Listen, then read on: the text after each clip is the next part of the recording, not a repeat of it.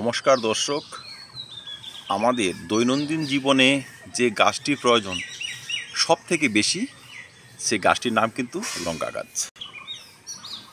তাই তো আমরা ছাদে, ব্যালকনিতে, উঠানে যেখানেই একটু জায়গা পাই সেখানেই কিন্তু লঙ্কা গাছ লাগিয়ে থাকি। আর লঙ্কা এমনই একটি ফসল, সেটি আবার দেখবেন অনায়াসে কিন্তু হয়েও যায়। যেমন আমার এই গাছটি দেখুন, এটি খুবই ছোট্ট একটি গাছ, কিন্তু কতগুলো লঙ্কা হয়েছে দেখুন। এই দেখুন, খুবই ছোট্ট একটি লঙ্কা চারা প্লাস্টিকের ফেলে দেওয়া একটি বালতিতে আমি এটি বসিয়েছি। গাছে যতগুলো পাতা রয়েছে তার থেকে বেশি কিন্তু রয়েছে লঙ্কা। এই দেখুন, সত্যি সব থেকে ইজিভাবে যে সবজি বা যাই বলুন লঙ্কাকে চাষ করা যায় তার নাম কিন্তু লঙ্কা। তো দর্শক, আসুন আমরা আজকে জেনে নিব লঙ্কা গাছ কীভাবে বসাবো, কীভাবে পরিচর্যা সারবো, কোন পরিচর্যায় গাছ ভর্তি লঙ্কা আমরা পেতে পারি। লঙ্কা গাছ যখন আমরা বসাবো সেই টবটি কিন্তু খুবই ছোট হবে, কারণ খুব ছোটোবেলা কিন্তু লঙ্কা গাছের গ্রোথ লক্ষ্য করা যায়। মানে যখন বসাবেন তার 7 থেকে 15 দিন পর থেকেই কিন্তু তার গ্রোথ শুরু হয়ে যায়। তাই আমরা প্রথম যখন বসাবো সেই টবটি কিন্তু 4 থেকে 6 ইঞ্চি হতে পারে। আমার এই টবটি দেখুন, এটি হচ্ছে একটি 8 ইঞ্চি টব। আমি 15 দিন আগে গাছটি বসিয়েছি, তখন খুবই সামান্য একটি ছোটো গাছ ছিল। 15 দিনের মধ্যে কিন্তু বেশ বড় হয়ে গিয়েছে, মোটামুটি 6 ইঞ্চির মতো লম্বা হয়ে গিয়েছে। আর লঙ্কা গাছের একটি প্রবৃত্তি হচ্ছে, এই গাছে কিন্তু খুব ছোট অবস্থাতেই ফুল চলে আসে। এবার আসি মাটির প্রসঙ্গে। কী ধরনের মাটিতে লঙ্কার ফলন ভালো হয়? লঙ্কা চাষের জন্য আমরা 60% সাধারণ বাগানের মাটি নিতে পারি, আর 40% নেব কম্পোস্ট। কম্পোস্ট বলতে আমি কিন্তু এখানে গোবর সারকে বলবো, কারণ খুব ইজিলি যে কম্পোস্ট পাওয়া যায় তার নাম কিন্তু গোবর সার। অনেকে আবার ভার্মি কম্পোস্ট ব্যবহার করতেই পারেন, আমি কিন্তু গোবর সার ব্যবহার করি।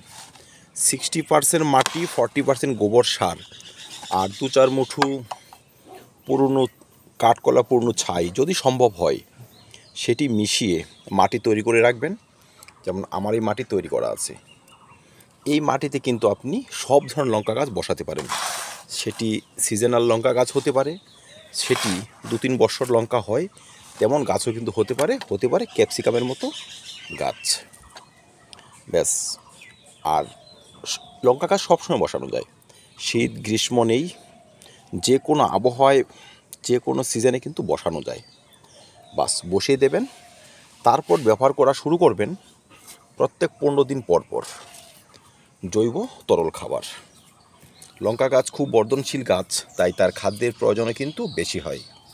সঠিক পরিচর্যা যদি আমরা সারতে পারি, গাছ লাগানোর 2 থেকে 3 মাস পর কিন্তু লঙ্কা পাওয়া যায়। অনেকে আবার বলতে পারেন চারা পাবো কোথায়? আজকাল নার্সারিতে কিন্তু অ্যাভেলেবেল লঙ্কা চারা পাওয়া যায়। তাছাড়া যে সমস্ত হাটে অন্যান্য চারা বিক্রি হয় সেসব হাটেও কিন্তু লঙ্কা চারা পাওয়া যায়। তারপর একটি ভালো মাধ্যম হচ্ছে, আপনি বাজার থেকে যদি পরিপক্ক লাল দেখে লঙ্কা কিনে নিয়ে আসতে পারেন, সে লঙ্কার বীজ যদি আপনি ছড়িয়ে দেন কোথাও, সেটি সাধারণ বালি মাটির সঙ্গে হালকা কিছু কম্পোস্ট হতে পারে, বা সাধারণ মাটিতে যদি ভেজা মাটিতে ছড়িয়ে রাখেন, 20 থেকে 25 দিনের মধ্যে কিন্তু লঙ্কা চারা তৈরি হয়ে যায়। সেই চারা কিন্তু আপনি লাগাতে পারেন। মানে ইজিলি কিন্তু করা যায় এই প্রসেসগুলো। আমি যে সমস্ত গাছ এখন বসাচ্ছি, এই গাছটি বসাচ্ছি এবং যা বসেছি সম্পূর্ণ কিন্তু আমার নিজের হাতে তৈরি করা। আমি কোথাও যাইনি যে আমাকে গাছ দেবেন বা গাছ কিনতে হবে, আমি সম্পূর্ণ নিজে তৈরি করেছি। বাজার থেকে লঙ্কা কিনেছি, সেই লঙ্কার বীজ ছড়িয়ে তৈরি করা আমার এই গাছ দেখুন। আর এই গাছে প্রচুর পরিমাণে কিন্তু লঙ্কা হবে এবং কি হচ্ছে।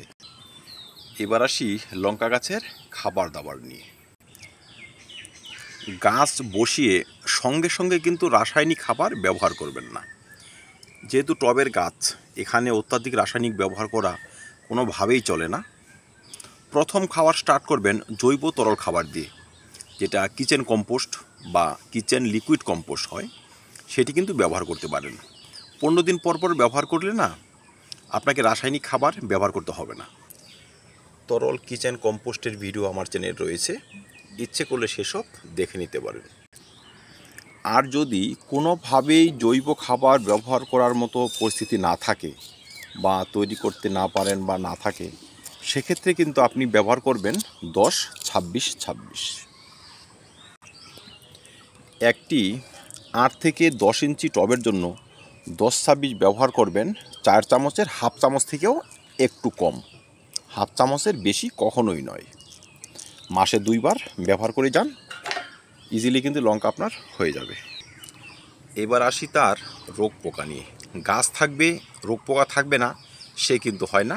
লঙ্কা গাছেও রোগ পোকা লেগেই থাকে। যে রোগটি লঙ্কা গাছে সবথেকে বেশি দেখা যায় সেটি হচ্ছে সাদামাছির আক্রমণে বা জাপ পোকার আক্রমণে কিন্তু পাতা কুঁকড়ে যায়। এই পাতা কুঁকড়ানো রোগটি কিন্তু খুবই ভয়াবহ। যদি একবার ভালোভাবে গাছে লেগে যায়, সেই গাছ কিন্তু সহজে আর ভালো হয় না। তাই আগে থেকে সাবধান নেবেন। যদি এই সমস্ত লক্ষণ আপনার বাগানে কখনো হয়ে থাকে, সেক্ষেত্রে কিন্তু আপনি 15 দিনে একবার, মাসে 2 বার প্রফেক্ট সুপার কিন্তু ব্যবহার করতে পারেন, বা সন্ধ্যার আগে নিম তেল স্প্রে করলে কিন্তু এই সমস্ত রোগ গাছে চট করে লাগতে পারে না। অনেক সময় আবার ফল ছিদ্রকারী পোকা, গাছের ব্রাঞ্চ খসে পড়া, এই সমস্ত সমস্যা কিন্তু লঙ্কা গাছে দেখা যায়। সেক্ষেত্রেও বলবো নিম তেল বা প্রফেক্ট সুপার কিন্তু ব্যবহার করে যাবেন। ইচ্ছে করলে নিম তেল ঘরে বানানো যায়। আমি নিম তেল বানিয়েছি, সেই ভিডিও কিন্তু চ্যানেলে আপলোড করেছি, ইচ্ছে করে সেটি দেখে নিতে পারেন। নিম তেল প্রয়োগ করার নিয়ম হচ্ছে 1 লিটার জলে 20 থেকে 25 ml। যদি প্রফেক্ট সুপার ব্যবহার করেন সেক্ষেত্রে ব্যবহার করেন 1 লিটার জলে 1.5 ml মাত্র। নিম তেল ব্যবহার করলে একটু ঘন ঘন ব্যবহার করতে হবে, 5 থেকে 7 দিন পর পর। আর প্রফেক্ট সুপার ব্যবহার করলে 1 মাসে মাত্র 3 বার। সর্বশেষে আসবো ছত্রাক ঘটিত কয়েকটি সমস্যা লঙ্কা গাছে দেখা যায়, যেমন কুড়ি অবস্থায় ফল ঝরে যাওয়া বা ফুল ঝরে যাওয়া, গাছের পাতা হলুদ হয়ে যাওয়া। অন্যান্য গাছে হয়, লঙ্কা গাছেও হয়। সে সমস্ত সমস্যা দেখলে কিন্তু আপনারা ছত্রাকনাশক ব্যবহার করতে পারেন। এক্ষেত্রে ম্যানকোজেব গ্রুপের যে কোনো ছত্রাকনাশক ভালো কাজ করে। আর যদি বলেন যে আমি নিম তেল ব্যবহার করব, সেই নিম তেলে যদি হলুদ মিশিয়ে ব্যবহার করেন বা নিজে নিম তেল তৈরি করে নিতে পারেন, সেখানে কিন্তু নিমের যাবতীয় অংশের সঙ্গে পাতা, ফল, ব্রাঞ্চের সঙ্গে হলুদ মিশে তৈরি করা হয়, মানে একটি কমপ্লিট পেস্টিসাইড। যদি সেটি ব্যবহার করতে পারেন, আপনাকে কিন্তু এক্সট্রা ছত্রাকনাশক ব্যবহার করতে হবে না। একই ওষুধে কীটনাশক এবং ছত্রাকনাশক দুইয়েরই কাজ করবে। আপনার লঙ্কা গাছ কিন্তু আর কোনো ধরনের সমস্যায় ভুগবে না। তো দর্শক, এই দুর্মূল্যের বাজারে 2-4টে লঙ্কা গাছ কিন্তু আমাদের থাকতেই পারে। সেটি টবে, ফেলে দেওয়া পাত্রে, ফলের ক্যারেটে, যে কোনো জায়গায় কিন্তু আমরা বসাতে পারি। লঙ্কা গাছ কখনো নিরাশ করে না, আমাকে কখনো নিরাশ করেনি, আপনাদেরও করবে না। তাই বলবো 2-4টে গাছ যদি লাগিয়ে দেন, সেক্ষেত্রে কিন্তু লঙ্কার জন্য আপনাকে একদিনও বাজার যেতে হবে না। ঘরে বসে ছাদের ব্যালকনিতে থাকা গাছ থেকে কিন্তু আপনি অনায়াসে লঙ্কা পেয়ে যেতে পারেন। আর এমন গাছ ভর্তি লঙ্কাও পেয়ে যেতে পারেন যদি আমার দেওয়া টিপসগুলো একটু ফলো করেন, তবে কিন্তু কোনো রকম সমস্যাও আর হবে না। তো ধন্যবাদ দর্শক, দেখা হবে নতুন ভিডিওতে নতুন টপিক নিয়ে। ভিডিওটি ভালো লাগলে লাইক এবং শেয়ার করবেন, চ্যানেলটি সাবস্ক্রাইব করে পাশে থাকবেন, আর বাড়িতে বেশি বেশি করে গাছ লাগাবেন। ধন্যবাদ।